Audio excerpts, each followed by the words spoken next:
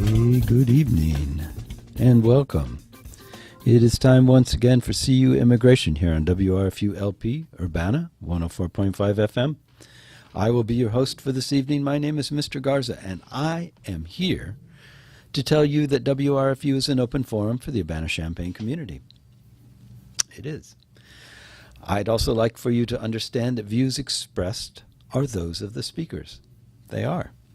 And further, that those views are not intended to represent WRFU, UCIMC, or the Urbana Socialist Forum, or, as we like to say on this show, UPTV, because we are also on UPTV on Friday evenings and or some other time too. I think maybe, I don't know. Anyway, good evening and welcome. I thank you for tuning in. It's a chilly day. Well, not chilly. It's warmer than it was yesterday. That's for sure. But it's chilly-ish. It's approaching fall. Well, it is fall, I guess. Specifically, it is, officially fall, but it is approaching fall-like weather, if you want to talk about it in that sense. Like, what's it like outside? It's like that. It's like this and like that. And, oh boy, I'm just weirder and weirder every time I get on the radio. And you don't, who knows? Who knows why, but that's just how I am. So anyway, welcome. CU Immigration is a sort of an offshoot, an expression of, maybe I could put it that way, the CU Immigration Forum, which is here, located here in Champaign-Urbana. We meet the second Tuesday of every month at the University YMCA, and you are welcome to join us because we're always happy to have you there. And we talk about immigration. Well, and what we're doing about immigration. And I guess this is as good a time as any to explain that CU Immigration Forums began as a group of people who individually were all either as their profession or as just concerned citizens or concerned not citizens. We're working on issues of immigration in various ways, helping friends out, helping family out, helping people find forms, figure out who to call, all those different kinds of things. And so someone, not me, but someone else got the bright idea, excuse me, that we'd get these people together and just talk about what we were doing. So people would get together in the same room once a month and sit down and say, oh, well, I had this thing happen the other day. Friends called up and they were looking for this help with this problem. Wasn't sure what to tell them. And then somebody else across the room would say, oh, well, I've dealt with that on a regular basis, and here's how you do it. And then so by exchanging information, we would improve what each of us were doing, how we were doing what we were doing, as well as just sort of generally increase the effectiveness of everyone by sharing information. And it quickly became something where we thought, I think this started, well, it started with the Secure Communities program.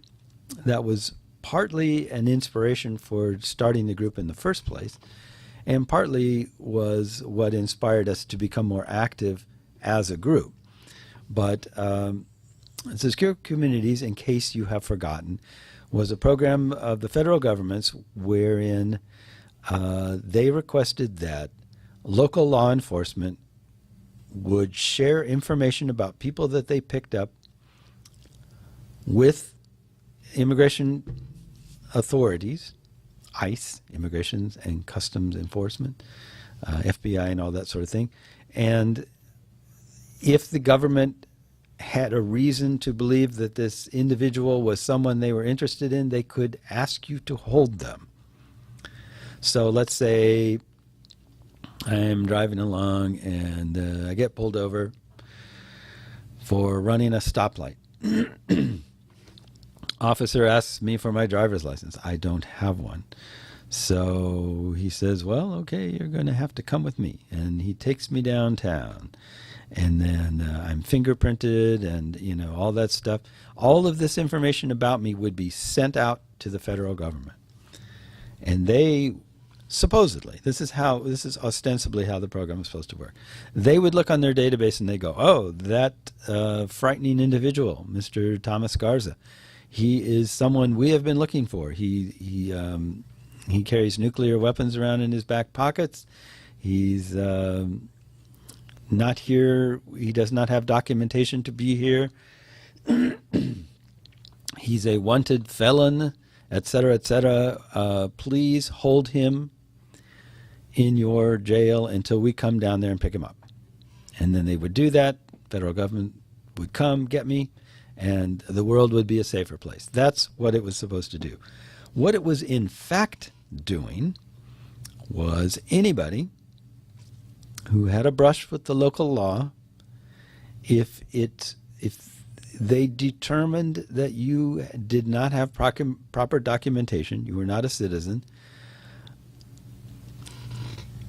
and they sent this stuff off to ICE, ICE would say, hold that person, it would come and get them, and you'd be gone. And so people would just be picked up all over the place and then disappear and never come out. And not only that, even when there was bail that you could be had, let's say it was a minor offense, like running the traffic light or whatever it is that I was mentioning, they would dissuade you from posting bail, saying there's no reason for you to do this because ICE is just coming to get them and then they're going away. So why waste your money? You'd just be throwing it away. And so people would go in there and not come out, literally. They'd for weeks sometimes. They're only supposed to hold them for 48 hours, but they'd be held for weeks. So all these things were going on. But, of course, none of us out here in the real world knew exactly what was happening. We saw the effects of it, but we didn't know why it was happening, who was doing what they were supposed to do, how it all worked. So we started studying that. An offshoot of the Immigration Forum called, I forget what we called ourselves, something like the, study group or something, something like that. Immigration Study Group. I forget the name. We started looking into this and checking out, so what does the law say? What does this Secure Communities program entail? What can they require of you? What can't they require of you? And then past that, how were people responding to it? What were they doing when they found out that you weren't a citizen, or they found out that you didn't have the proper documentation? How were they reacting to the detainer? What were they actually doing? What were they being asked to do, and what were they actually doing, and what were they supposed to do? So we studied all these different things, put together statistics, filed our FOIAs, our Freedom of Information Act stuff, all this stuff together, and finally discovered that there was just a hodgepodge of different things that people were doing. Different people were doing different things. They partly because they thought they were supposed to do these things, and partly because they just thought it was the thing to do. But that some people were being held longer than others. Some people were being held in different ways. A lot of local law enforcement here and in other places were drastically exceeding their authority. They were seeing themselves, visualizing themselves as de facto immigration agents, and actually profiling people, stopping people that looked like immigrants, looked illegal. The whole Joe Arpaio thing, it's just like they were basically profiling Latino, Hispanic-looking people, and picking them up for just the most superficial infractions. Your tail light was out. The light on your license plate was not on. You switched lanes too fast. All sorts of things. There were people just dramatically using this program and the knowledge that by picking you up and contacting ICE, they were serving the purposes of immigration enforcement. So it was just a real mess. And it was causing havoc, and people didn't know what to do about it. I mean, the people on the streets didn't know what to do because they didn't know what was going on. All they knew was that suddenly lots of people were being picked up. Lots of people were being sent away, that sort of thing. And so naturally they became very suspicious of having anything to do with the police. I mean, they would start running. If the police started following you and turned their lights on, they'd drive away and try to outrun the cops. They wouldn't report crimes because then the police would come onto their property, and then they might ask them for their papers, and then if they didn't have them, then they turned them over. All sorts of different things. It was just turning into a real mess. So we were finding this out along with other communities all over the United States who were also finding out that the same things were happening. But here locally, after talking to the sheriff and various things, we were able to help convince them, help persuade them, I guess you might say, that this was not a program that they wanted to be involved in, that it was harming community relations, and so on. And so Champaign-Urbana community was one of the early ones in the U.S. to cease cooperating with ICE and the Secure Communities program. And out of that success and that taste of what can happen when you work together, excuse me, CU Immigration Forum became interested in working as a group together and trying to make things happen. And right around the same time, the Deferred Action for Childhood Arrivals program was starting up, and we saw another great opportunity. Here's something we can learn how this program works. We can figure out what papers people need and what kinds of documents they need to prove their eligibility, and then we can train them in how to do this, how to sign up for this, so that they don't just approach it blind and not have any idea what's going on. As anybody knows, any kind of forms you have to fill out for the federal government are generally pretty opaque in terms of understandability. And that is if you speak the same language that those forms are written in. If you don't, if English is not your first language, or even something you speak at all, those forms can be really cryptic or just impossible to read. So we saw that as another opportunity for us to get involved. Shortly after that, the driver's licenses for undocumented persons came up in the state.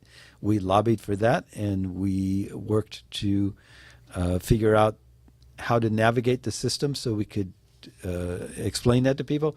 So out of these things grew CU Immigration Forum as a group that did things as a group, along with just individuals doing things as individuals and coming together and talking about it.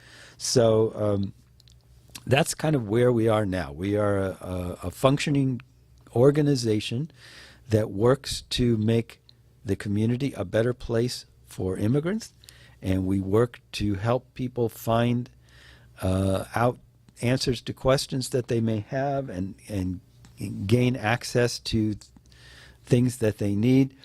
And that's kind of where we're at now. So this radio program morphed, if I can put it that way. It's getting complicated, isn't it? The radio program used to be called something else, Radio Triple R, and it's been on for years. And over the years, different hosts have been passing it back and forth. I joined the group, the radio group, years ago, and worked with them for a long time. When the last of the co-hosts moved on to bigger and better things or other things, or just became too busy to work with me, I found myself doing the show by myself. And that happened to be at around the same time I was starting to work with CU Immigration. So I turned this show into CU Immigration Forum show, or just CU Immigration here. And this became sort of the radio mouthpiece, the way of sharing information about immigration over the radio. At about the same time, Ricardo was working, he's another member, Ricardo Diaz. He was working on various issues, and he started doing a UPTV, public access television show. At some point down the line, not all that long ago, we both decided that it was too hard for both of us to be doing the same thing in different places at different times. So we put the shows together, and now the radio show and the TV show are one and the same. So what you get from one is what you get from the other. It's just on the radio. You can't see us. And on the TV, we're on a different day. We're not live. So that's bringing you up to date with where we're at. That's how we began, how we grew, and how we got to where we are now. And that's what you're listening to right now. And I guess every now and then it's not a bad idea to re-explain that to the listening and or viewing audience, because people don't know that history. All right. Having said that, I am going to read an article here that I saw. It's entitled "The Crucial Question Reagan and LBJ Got Right and Trump Gets Wrong." You can guess where this is leading. So, when most people think of the great civil rights achievements of the 1960s, two famous laws come to mind: Civil Rights Act of 1964 and the Voting Rights Act of 1965. But there was a third great civil rights law that is far too often forgotten and could not be more relevant to today's presidential debate. The Immigration and Nationality Act of 1965 just turned 50 on October 3rd. The law brought a sweeping overhaul to the U.S. immigration system and changed the racial and ethnic complexion of America. The core principles of the Immigration Act of 1965 were consistent with the other two civil rights laws: racial justice and equal treatment under the law.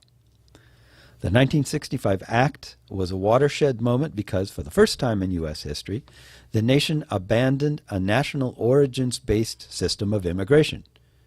From its creation, that system had privileged immigrants based on racist perceptions of the superiority of Western Europeans over those from the developing world. Instead, the 1965 Act instituted a national origins neutral selection system by which each nation in the Eastern Hemisphere was given a 20,000 per country limit. The logic shifted from picking people based on their race or national origin to admitting them based on a race and nationality neutral system that emphasized the new dual priorities of family reunification and U.S. labor market needs. In addition, Western Hemisphere nations were subject to an overall numerical cap for the first time and were moved to the same 20,000 per country limit by 1977. The framers of the Act, including LBJ himself, did not anticipate that it would literally change the makeup of the nation, but it did, dramatically. Here's what that change looked like.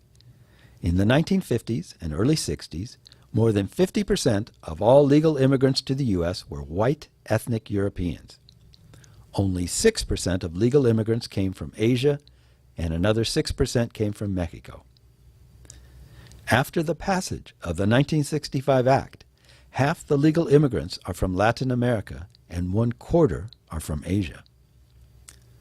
The 1965 Act marked a huge step towards a more just nation, but, like the Civil Rights and Voting Rights Act, it was far from perfect. In particular, the annual 20,000 immigrants per country limit led to significant flows of undocumented immigrants, many from Mexico and Central America.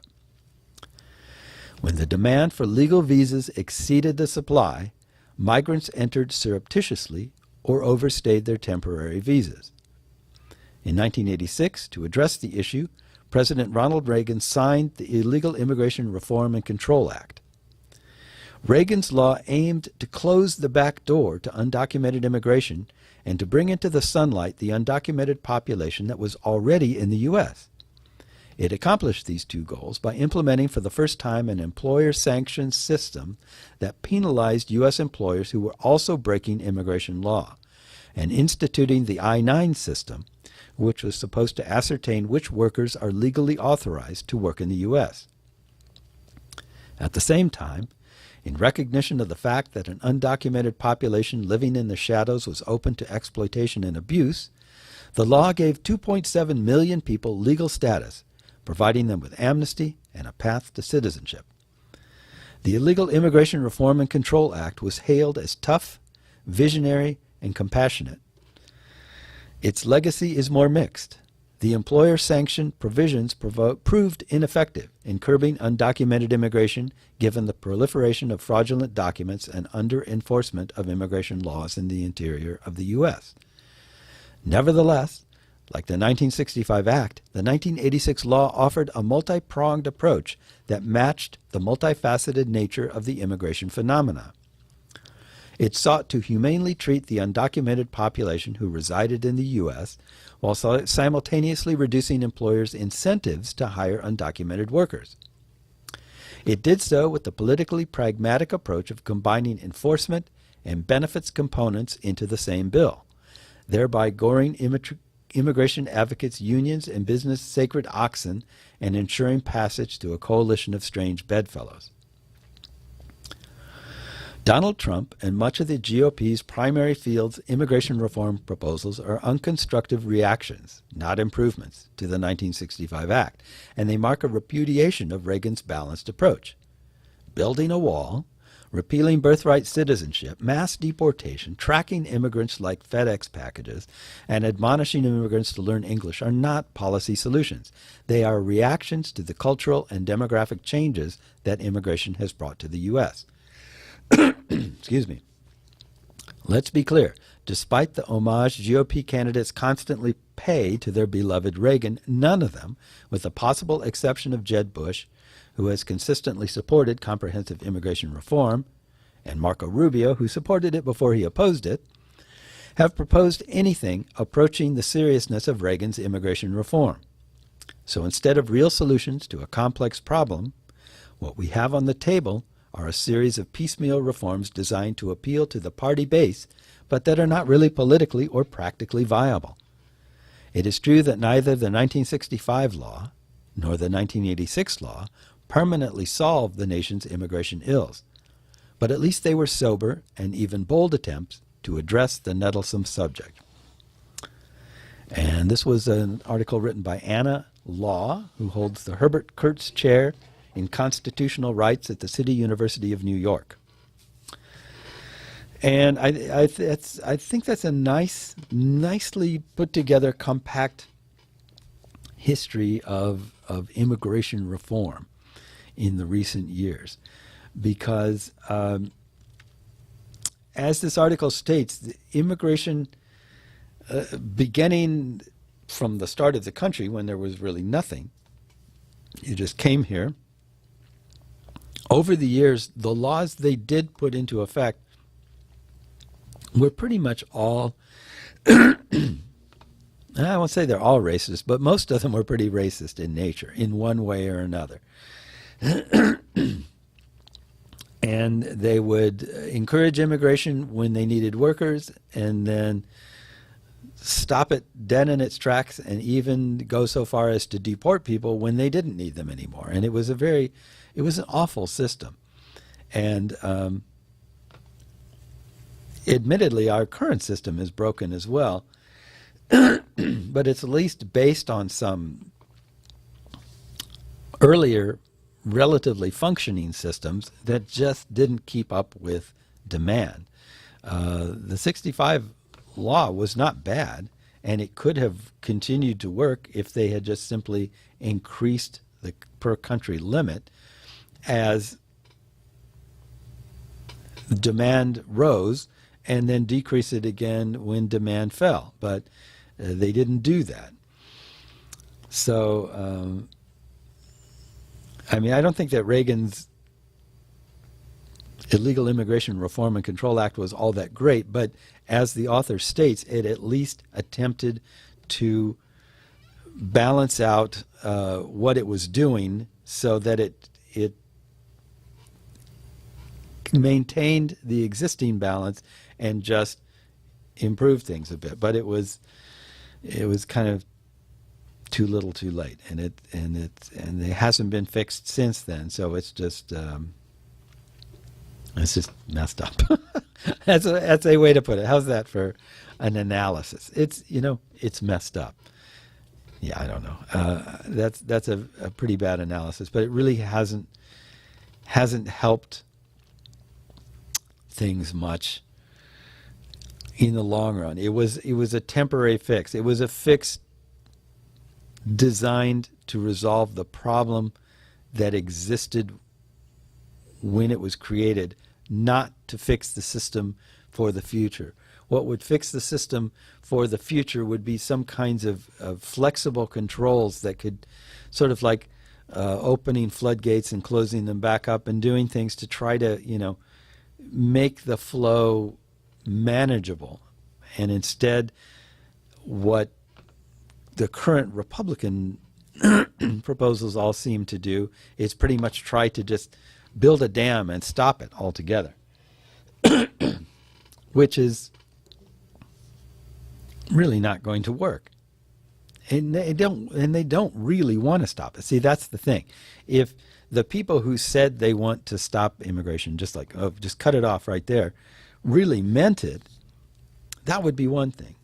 But they don't. What they want to do is stop certain people from coming in. What they would like more than anything, I think, is to go back to the days when there were racial policies in effect that let the people they like in and kept out the people that they don't like.